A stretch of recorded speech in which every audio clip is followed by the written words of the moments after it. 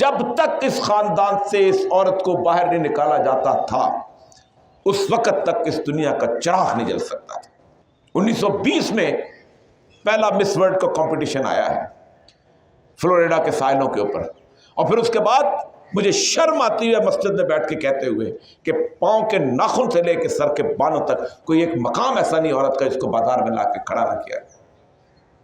ایسے چلو گی تو ایسے ہوگا، ایسے اٹھو گے تو ایسے ہوگا، اس طرح کا لباس پہنا کرو تو اتنا خوبصورت لوگو گے، اس طرح کچھ دن کا اگر تم اس طرح کا تمہارا جسم ہوگا تو تم زیادہ بہتر لوگو گے۔ جس دن شویریا رائے اور سشمیتا سین نے مس ورلڈ کا مس یونیورس کا کمپٹیشن جیتا تھا، بھارت کے اندر صرف 5 پلاسٹک سرجن تھے، آج اس وقت 57,000 پلاسٹک سرجن۔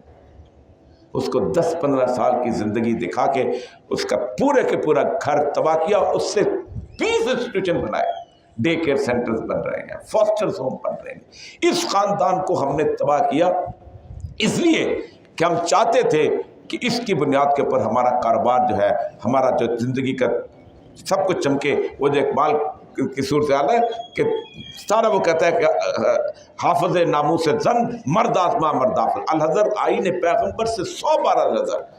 ابلیس کی مجلس شورا میں ابلیس کہتا ہے دیکھو اللہ کے آئین سے بچو، یہ عورت کی عزت کی حفاظت کرتا ہے اور مرد کو میدان میں اتارتا ہے کہ جاؤ تم جا کے تیر کھاؤ زمانے کے، جاؤ تم معیشت کی صورتحال کو دیکھو اور پورے کے پورے گھر کو دیکھو۔